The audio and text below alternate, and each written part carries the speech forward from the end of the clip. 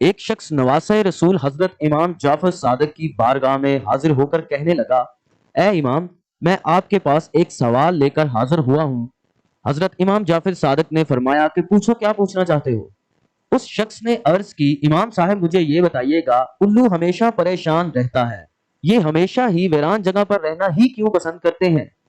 امام صاحب نے جواب دیا کہ الو ہمیشہ ایسا نہیں تھا، پہلے یہ ویران جگہوں پر نہیں رہتا تھا اور نہ ہی یہ اداس رہتا تھا۔ یہ پرندہ آقا دو جہاں حضرت محمد صلی اللہ علیہ وآلہ وسلم کی آل سے محبت کرنے والا پرندہ تھا۔ جب سے کربلا کا واقعہ پیش آیا ہے تب سے اس پرندے نے ویران جگہوں پر رہنا شروع کیا ہے۔ جب الو نے دیکھا کہ میرے جد امجد حضرت امام حسین اپنے قافلے کے ساتھ میدان کربلا میں تشریف فرما ہے تو یہ پرندہ 9 محرم کی رات کو میدان کربلا کے میدان میں پہنچ گیا۔ وہاں پہنچ کر اس نے امام حسین رضی اللہ تعالیٰ عنہ سے عرض کیا، اے نواسہ رسول، آپ رضی مجھے حکم کریں تو میں ابھی الوؤں کی فوج لے کے آ جاتا ہوں اور ہم آپ کے ساتھ مل کر لڑیں گے۔ الو کی بات سن کر امام حسین رضی اللہ تعالیٰ عنہ نے الو کو یہ کہا کہ اے پرندے، یہاں میدان کربلا میں کل جو کچھ ہونے والا ہے آپ اس واقعہ کو ساری زندگی بھول نہیں پاؤ گے، تم سے یہ واقعہ برداشت نہیں ہوگا، تم یہاں سے چلے جاؤ، میں اللہ کی رضا پر راضی ہوں۔ حضرت امام حسین رضی اللہ تعالیٰ عنہ کی زبان مبارک سے یہ الفاظ سن کر الو بہت ہی پریشان ہو گیا۔ پرندے نے امام حسین رضی اللہ تعالیٰ عنہ سے بار بار یہ ضد کی کہ یہاں سے نہیں جاؤں گا۔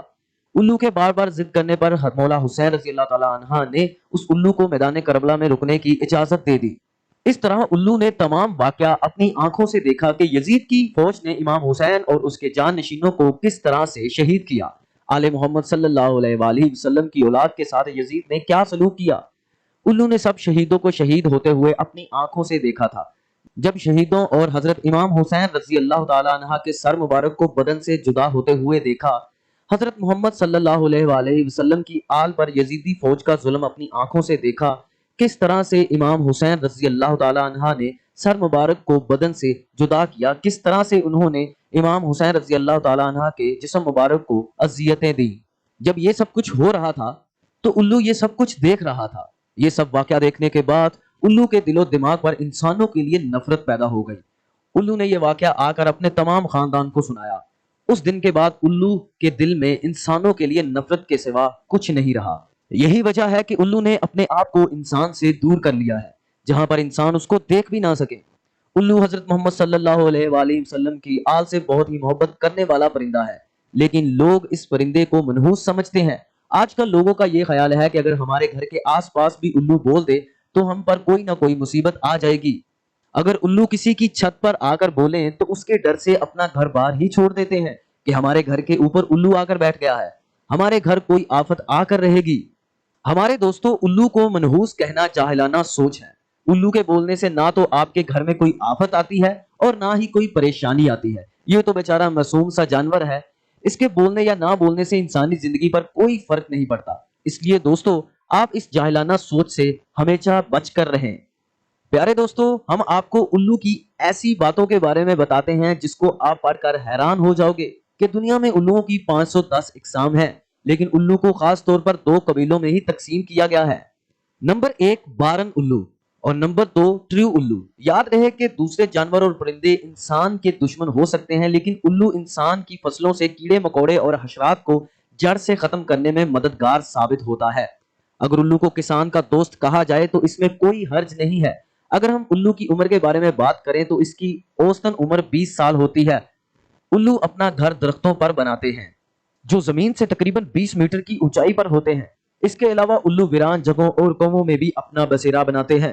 اکثر لوگ دوسروں کو تنقید کا نشانہ بنانے کے لیے الو بولتے ہیں کہ تم الو کی طرح نظر گھماتے ہو۔ یہ بات غلط ہے۔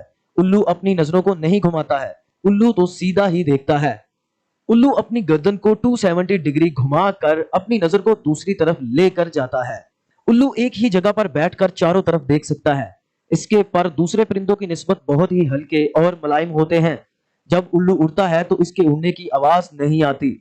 الو بہت ہی آسانی کے ساتھ اپنے شکار کو حاصل کر لیتا ہے۔ پیارے دوستو، بے شمار ملکوں میں لوگوں کے عقیدے الو کے بارے میں مختلف ہی دیکھنے کو ملتے ہیں۔ برطانیہ میں الو بولنے کو منحوس سمجھا جاتا ہے۔ جنوبی افریقہ میں الو کی آواز کو موت کی علامت تصور کیا جاتا ہے۔ کینیڈا والوں کا خیال ہے کہ اگر 3 دن الو مسلسل بولے تو کسی کی موت واقع ہو جاتی ہے۔ امریکہ کے لوگوں کا خیال ہے کہ الو کو دیکھنا بھی منحوس ہے۔ چین والوں کا یہ نظریہ ہے کہ اگر کسی کو الو نظر آ جائے تو گلی محلے میں کسی نہ کسی کی موت واقع ہو جاتی ہے۔ ایران میں الو کی اچھی آواز کو خوشی کی علامت مانتے ہیں اور بری آواز کو منحوس مانا جاتا ہے۔ ترکی میں بھی الو کی آواز کو اچھا تصور نہیں کیا جاتا ہے، لیکن سفید الو کو صاف مانا جاتا ہے۔ ہندوستانی لوگوں کا عقیدہ ہے کہ الو کی آنکھ کا کاجل بنا کر لگانے سے رات میں بھی دن کی طرح دکھائی دیتا ہے۔